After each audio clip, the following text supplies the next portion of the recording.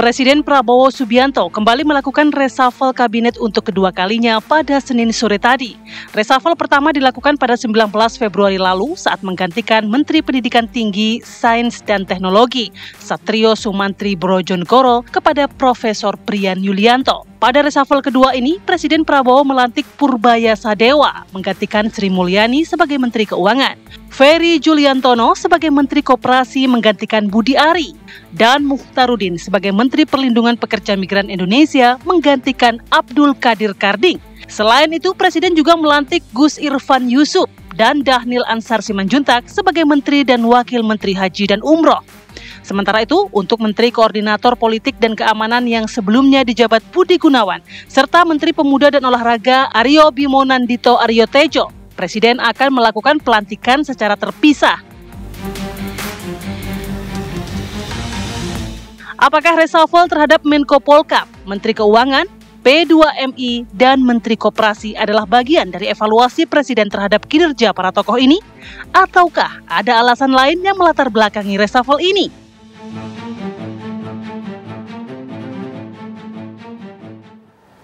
Kita akan membahasnya bersama dengan sejumlah narasumber yang sudah hadir dan juga melalui sambungan virtual saya akan perkenalkan untuk Anda pemirsa. Di sebelah kanan saya ini sudah hadir ada Mas Andi Azwan. Ini saya baca nih ya biar nggak salah sebut nih. Koordinator Rumah Juan Prabowo Gibran. Selamat malam Mas Andi Azwan. Sehat Mas? Sehat, Alhamdulillah. So, Mas Andi Azwan ini juga sudah hadir pengamat politik dari Universitas Indonesia. Mas Agung Baskoro. Selamat malam Mas Agung. Sehat Mas Agung? Selain dua narasumber yang sudah hadir di studio TV One, kami juga sudah terhubung pemirsa melalui sambungan virtual Zoom.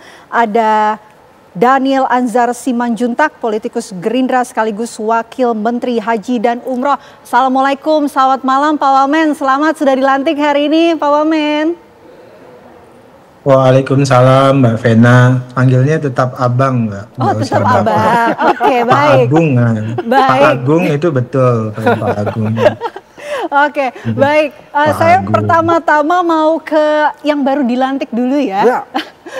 Bang Dhanil, ini kan tadi kita sudah sama saksikan Presiden Prabowo Subianto juga sudah melantik pejabat baru, menteri baru, termasuk juga instansi baru Kementerian Anda, Kementerian Haji dan Umroh. Apa sih alasan utama dari Presiden Republik Prabowo Subianto ini melakukan reshuffle dan juga pelantikan instansi baru hari ini begitu? Pertama tentu kalau terkait dengan Kementerian Haji kan ini memang amanat undang-undang yang setelah direvisi Undang-Undang Nomor 8 tahun 2019 itu mengamanatkan keberadaan Kementerian Haji dan Umroh yang terpisah dari Kementerian Agama. Dan kemudian kami yang di Badan Penyelenggara Haji sebagai bagian dari kabinet Pak Prabowo itu kemudian dirubah juga menjadi Kementerian Haji dan Umroh, di mana Gus Irfan dan saya tetap dalam posisi yang sama, ya, Kepala Badan menjadi Menteri Haji dan Wakil Kepala Badan menjadi Wakil Menteri Haji. Nah itu memang amanat undang-undang. Kemudian kedua ya terkait dengan yang lain kan Pak Presiden sudah berulang kali menyatakan there is no one can replace, jadi nggak ada satu orang pun yang nggak bisa dipindahkan atau diganti begitu. Jadi semua orang, semua pejabat itu juga bisa diganti. Nah pada poin ini ya Presiden ingin melakukan penyegaran. Ingin melakukan penyegaran dalam rangka tentu akselerasi terkait dengan agenda pembangunan beliau. Makanya kemudian beliau melakukan reshuffle beberapa kementerian yang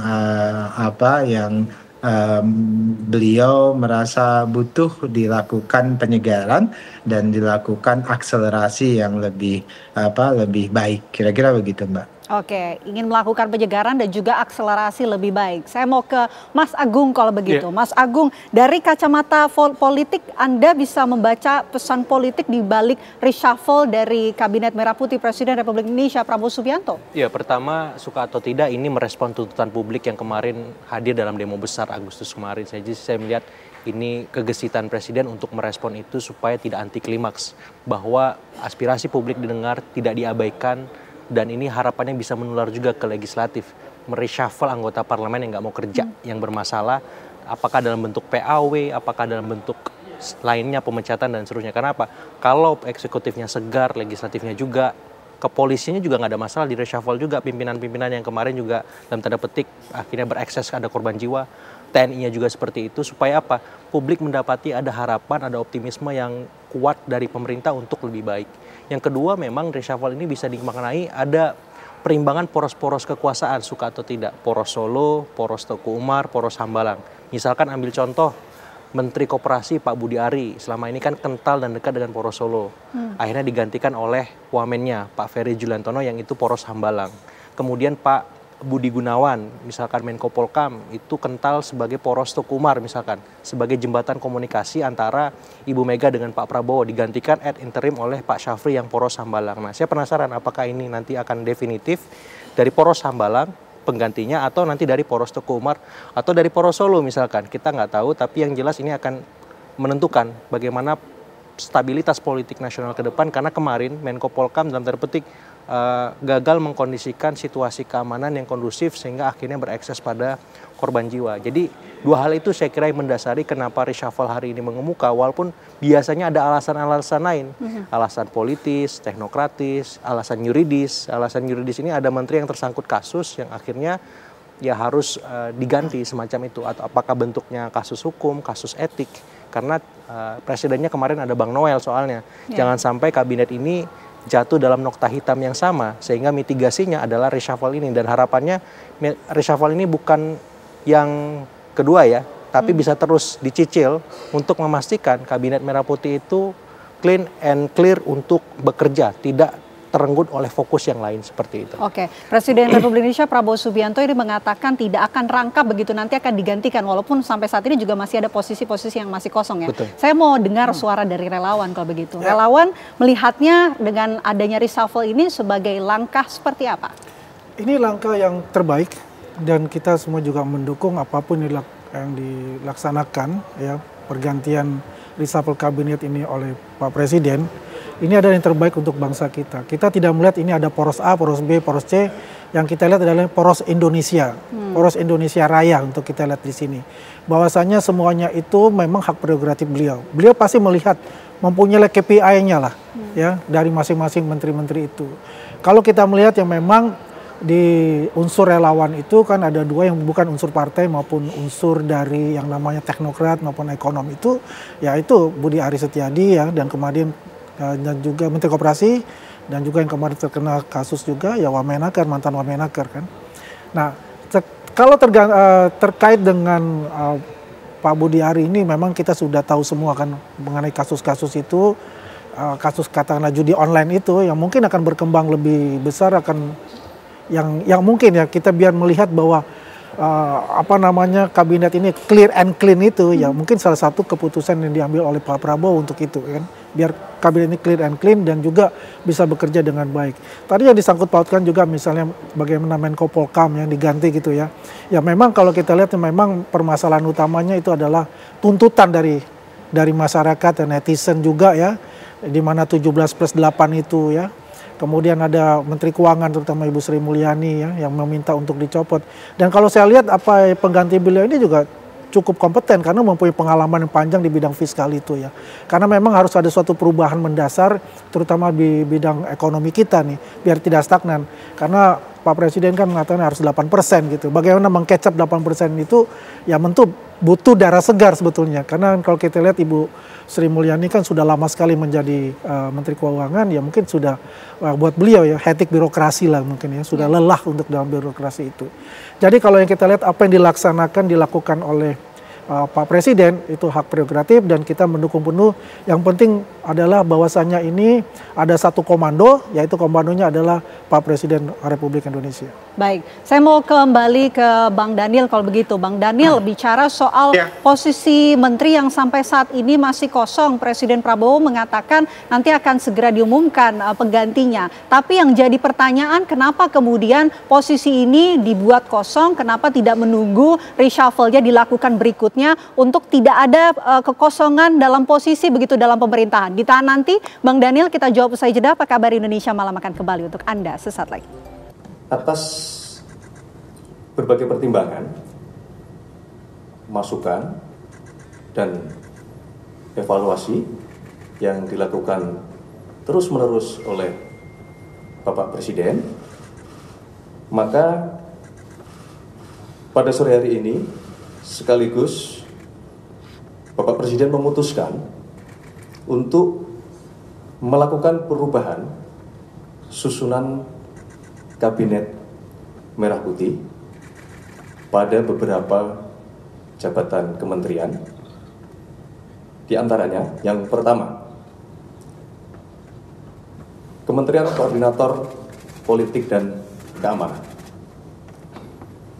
Yang kedua, Kementerian Keuangan.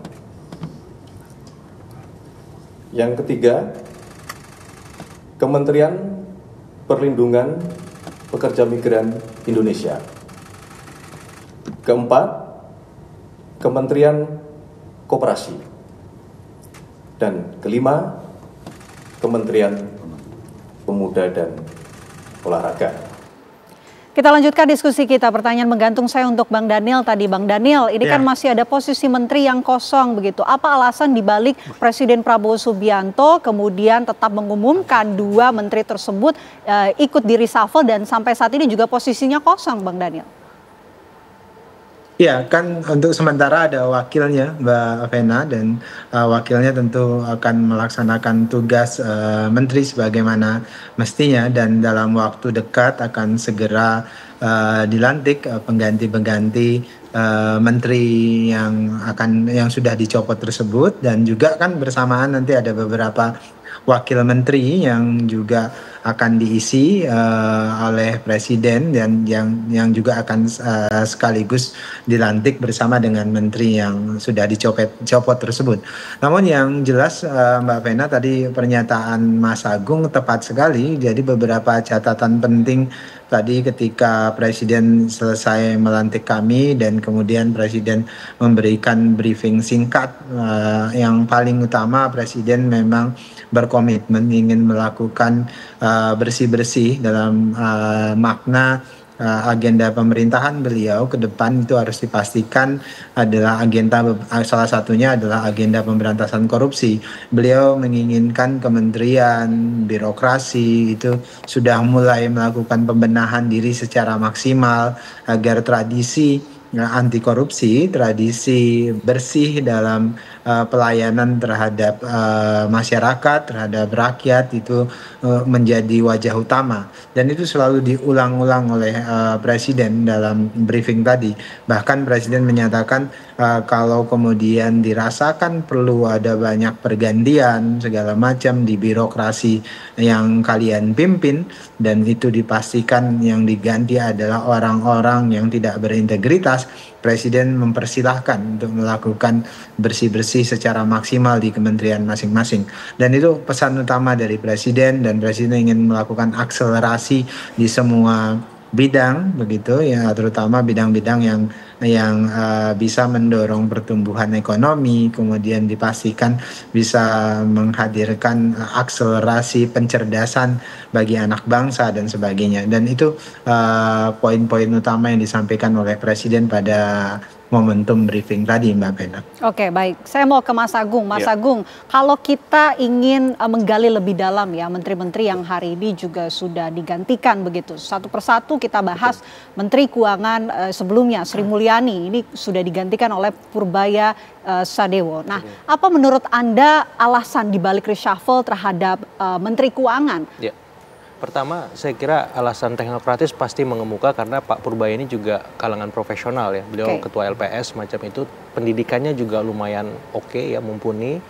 Dan itu harapannya bisa menjadi backbone beliau untuk memimpin Kementerian Keuangan. Pengalaman beliau saya kira ada, cuman memang dari banyak kementerian yang di reshuffle hari ini, saya yang agak tanda tanya besar itu Menteri Keuangan yang sekarang, Pak Purbaya. Karena memang track record publiknya itu tidak seterik Ibu Sri Mulyani seperti itu, sehingga misalnya pasar hari ini merespon minor ya, baik IHSG, nilai tukar dan seterusnya, dan ini bisa menjadi cambuk bagi Pak Purbaya untuk men-spin itu, karena ini kan baru awal beliau dilantik, sehingga bisa diperbaiki IHSG bisa naik, nanti nilai tukar bagus, dan indikator-indikator makro lainnya bisa membaik semacam itu. Jadi it's okay awalan semacam itu, tapi nextnya Pak Purbaya harus kerja lebih keras membuktikan bahwa beliau juga bisa lebih terik track recordnya seperti Bu Sri, bahkan lebih baik seperti itu. Apakah publik juga menilai bahwa dari shuffle-nya Menteri Keuangan Sri Mulyani ini akibat tuntutan yang sudah disampaikan publik sebelumnya untuk menggantikan posisi Menteri Keuangan? Ya, ada banyak rasionalisasi ya, tapi saya melihat memang Bu Sri ini berapa kali menjadi korban deepfake ya, disinformasi, hoax dan seterusnya yang akhirnya membuat image beliau di depan publik agak minor semacam itu. Gara-gara misalnya salah ucapan, padahal beliau nggak ada mengucapkan itu, cuman dikait-kaitkan aja seperti itu. Yang kedua, memang suka atau tidak beliau ini kan dari kalangan profesional. Kaki-kaki politiknya tidak sekuat di masa periode sebelumnya Presiden Jokowi atau Presiden SBY seperti itu, karena sekarang Presiden Prabowo, dan beliau lebih cenderung terafiliasi dengan poros Teguh Umar, ada kedekatan kultural semacam itu, dan itu yang saya kira akhirnya membuat beliau harus di reshuffle. Dan saya kira beliau salah satu Menteri Keuangan yang track recordnya paling panjang ya, 14 tahun ya, hanya kalah dari Pak Ali Wardana kalau saya nggak salah, nanti koreksi saya. Sehingga ya nggak masalah beliau akhirnya diganti, tapi ini bisa jadi refleksi juga bagi pemerintahan ke depan, apakah ini momen yang pas untuk mengganti beliau gitu. Kalau memang yang pas, berarti Pak Purbaya ini membawa tantangan yang luar biasa untuk dijawab segera mungkin agar pasar ya, kemudian publik dan global bisa kembali yakin dengan fondasi kemudian track ekonomi kita ke depan seperti itu. Oke. Mas Andi, ini kan Pak Budi Ari juga masuk ke dalam salah satu menteri yang juga diganti begitu, walaupun ini juga sudah diumumkan tadi siapa sosok pengganti sebagai Menteri Koperasi. Nah, apakah sebetulnya dari Anda melihatnya, adakah sosok yang lebih cocok begitu untuk mengisi posisi pengganti Budi Ari? Ya, kalau menurut saya yang cocok adalah Pak Ferry Juliantono, karena beliau kan juga wamen ya, wamen koperasi. Bukan dari relawan begitu? Bukan bicara relawan di sini, karena secara profesionalismenya dia. Kan beliau ini adalah ekonom juga ya, dan ekonom kerakyatan. Basicnya dia gitu loh, ekonomi kerakyatan. Dan dia sangat ini sekali ya, menghidupkan juga ekonomi Pancasila itu. Dan dia sangat paham betul mengenai koperasi. Ya, selama ini koperasi Merah Putih yang kalau kita lihat yang warawiri ke daerah-daerah juga adalah Pak Ferry Juliantono. Dan kalau menurut saya ini adalah orang yang paling tepat untuk menggawangi yang namanya koperasi Merah Putih itu. Kan ada 80.000 koperasi ya desa itu yang harus benar-benar di take care dengan baik oleh menteri. Dan ini saya rasa tidak ada permasalahan dengan estafetnya beliau naik sebagai menteri ini, yang sekarang juga sebagai regulatornya terhadap koperasi Merah Putih ini. Saya rasa itu sah-sah saja, dan itu pasti akan berjalan dengan baik.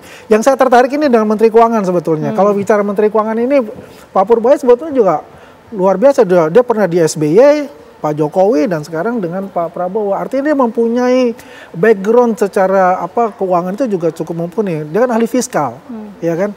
Yang catatan yang penting adalah bagaimana mengenai pajak nih. Ya, rasio pajaknya harus ditingkatkan gitu loh. Ya, kan tuntutan 17/8 itu pajaknya minta 8% kan.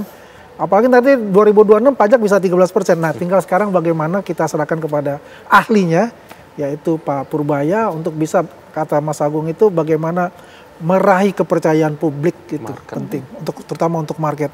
Pada dasarnya semua yang telah dilakukan oleh Pak Presiden mengganti, mereshuffle kabinetnya, saya merasa yakin bahwa nantinya ini akan berjalan dengan baik. Begitu, Pina.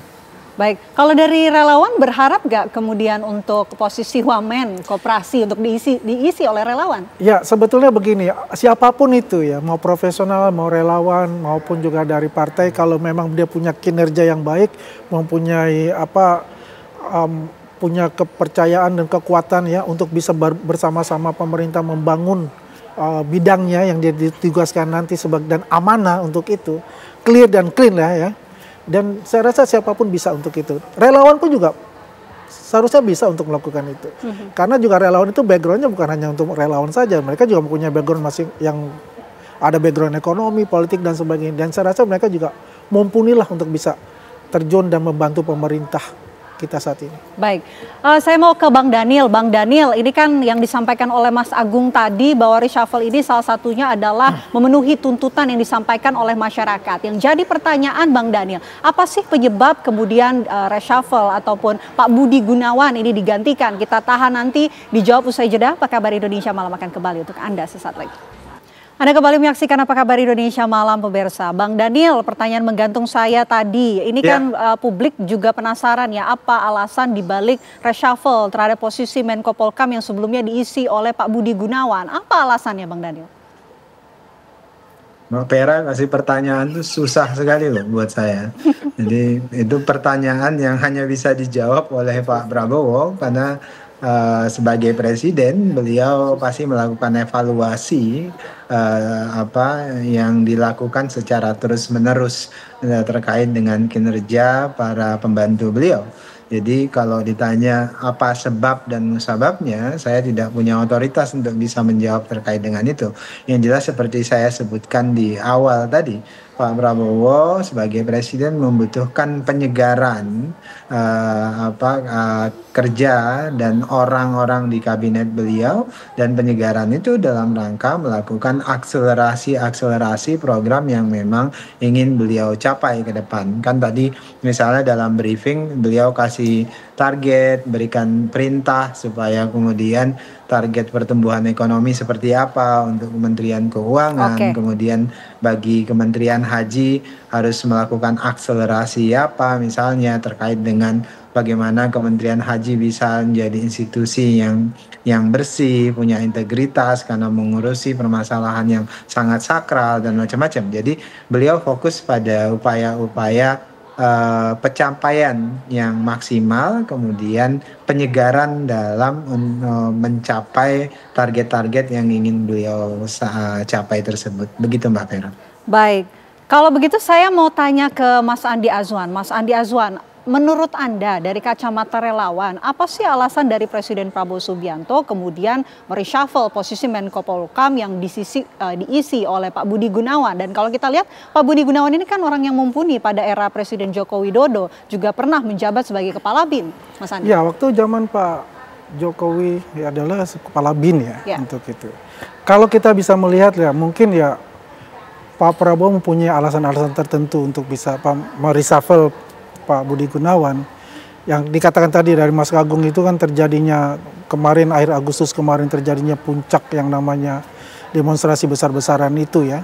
Ya mungkin sebetulnya kan selaku Menteri Koordinator Politik dan Keamanan itu mungkin bisa membaca itu sebetulnya, memitigasi lah. Seharusnya yang dilakukan seperti mitigasi. Dan mungkin itu juga ya kalau kita lihat kan beliau juga dekat ya dengan dan PDP ya sebagai orang kepercayaan Ibu Mega kan. Ya mungkin juga salah satu pertimbangan ya mungkin dengan adanya beliau di sana ya teman-teman dari PDP mungkin bisa bergabung dengan kabinet merah putih ya. Ya tapi kelihatannya nih ini kacamata saya kelihatannya kan tidak terjadi seperti mungkin itu ada salah satu mungkin penilaian KPI-nya dari Menko Polhukam ya.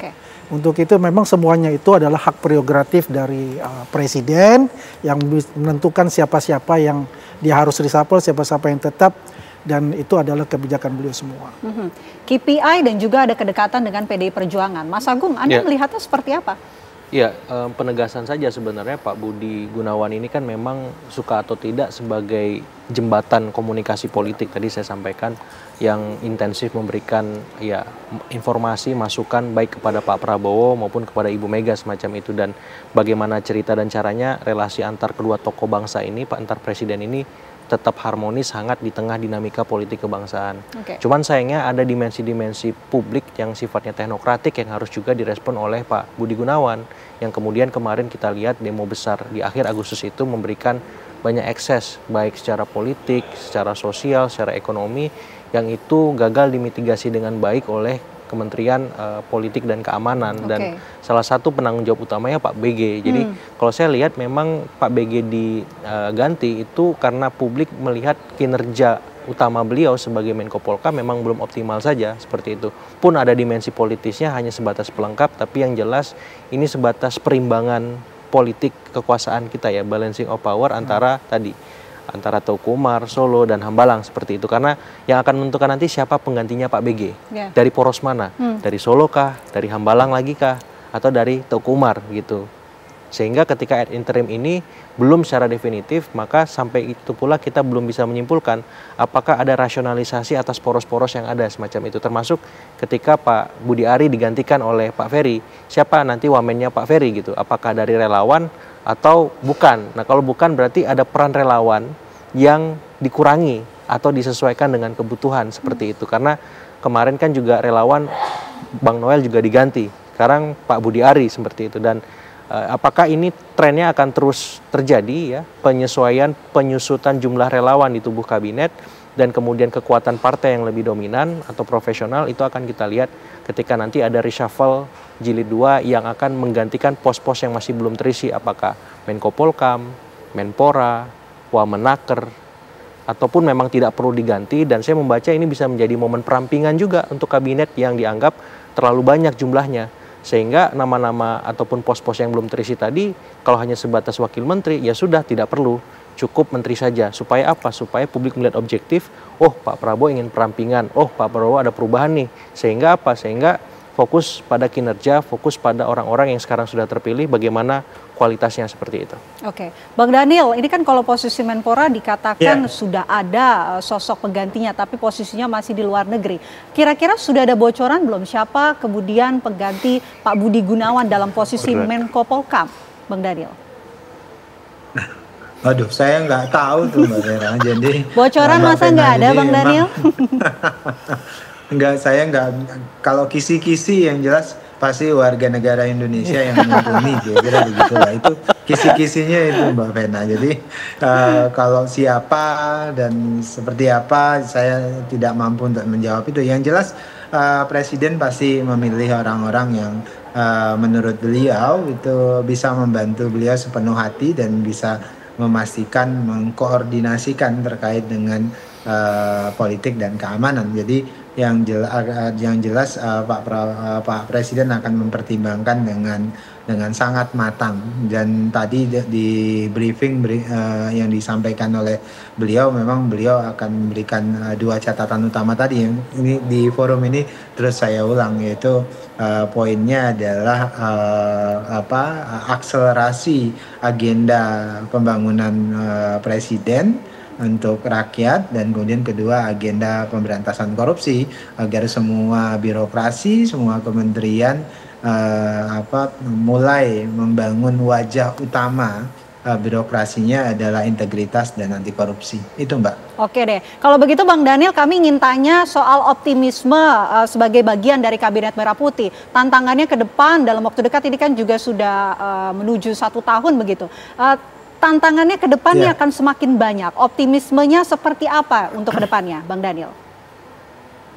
Pertama, komitmen Presiden itu sangat tinggi terkait dengan upaya untuk memperbaiki dan mewujudkan Indonesia yang maju. Dan salah satu backbone utama dari mengakselerasi Indonesia yang maju itu tentu adalah sumber daya manusia. Nah, oleh sebab itu untuk membangun sumber daya manusia yang kuat, Presiden ingin memastikan kinerja pemerintah itu bersih supaya kue-kue pembangunan itu bisa sampai langsung untuk kepentingan rakyat di masa kini dan masa yang akan datang.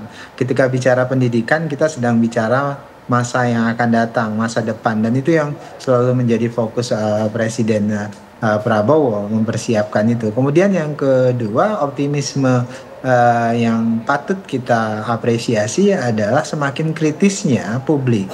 Nah, masyarakat yang kritis, kelompok kelas menengah yang kritis, bahkan kampus-kampus yang kemudian memfungsikan dirinya sebagai pressure group, itu adalah salah satu instrumen yang bisa membuat kita lebih optimis. Kenapa? Karena ketika ada kelompok penyeimbang dari kelompok menengah, dari masyarakat, itu akan membuat pemerintah itu bisa juga akseleratif begitu, karena ada tuntutan, karena ada harapan, karena ada pengawasan. Jadi Presiden sangat membuka ruang yang sangat lebar untuk kritisasi dari publik. Asal tadi catatan Presiden yang paling penting adalah kita menghormati dan menyediakan ruang demokrasi yang luas, tapi hindarkan perpecahan, jangan sampai ada anarkisme dan sebagainya. Nah, pada poin perpecahan, pada poin anarkisme, Presiden akan bertindak dengan tegas dan keras terkait dengan ini. Karena ini adalah ancaman yang serius agar kemudian agenda pembangunan kita tidak rusak. Kira-kira begitu. Oke, kalau dari Mas Andi Azwan melihat optimisme jelang setahun? Ya, kalau kita lihat optimisme, jelas kita sangat optimisme ya dengan kinerja-kinerja menteri-menteri beliau dan beliau sendiri bagaimana beliau bekerja. Dan juga kita melihat ya bagaimana juga masyarakat juga kritis ya. Apa yang dikatakan dari Bung Daniel tadi. Ya bisa mengawal bagaimana mengkritisi pemerintah, mengkritisi kinerja-kinerja dari kementerian-kementerian yang ada. Dan ini menjadi suatu cambuk ya kepada seluruh pembantu-pembantu beliau itu untuk fokus bekerja ya. Dan juga mewujudkan asta cita itu, terutama yang katakanlah korupsi itu. Karena itu yang sangat ya katakanlah beliau tuh tidak tendeng aling-aling. Beliau akan libat siapapun itu kalau bicara tentang korupsi. Inilah yang kita harapkan ini tetap konsisten sampai akhir jabatan beliau. Pembantu-pembantu beliau juga mempercepat kinerjanya, speednya. Ya. Jadi bukan presiden yang mengikuti speed menteri atau pembantu-pembantunya, tapi pembantu-pembantunya itu mengikuti speed dari Pak Prabowo. Jadi jangan selama ini kan Pak Prabowo mengatakan kinerja menteri saya hanya 6 yang kemarin. Dan kita berharap kinerja beliau setelah dari reshuffle ini bisa meningkat katakan jadi 8 misalnya. Sehingga apa yang diharapkan oleh masyarakat itu dapat tercapai dengan baik. Begitu Mas Agung. Ya, saya kira ketika semua elit sudah terkonsolidasi dalam koalisi Indonesia Maju Plus, maka berikutnya bagaimana Presiden melakukan konsolidasi kepada publik yang menyampaikan, memastikan aspirasi itu benar-benar didengar, benar-benar bisa dihimpun dengan baik sehingga publik melihat ada harapan dan optimisme terhadap kinerja Kabinet Merah Putih. Dalam artian ini bisa menjadi turning point Presiden membangun koalisi dengan masyarakat.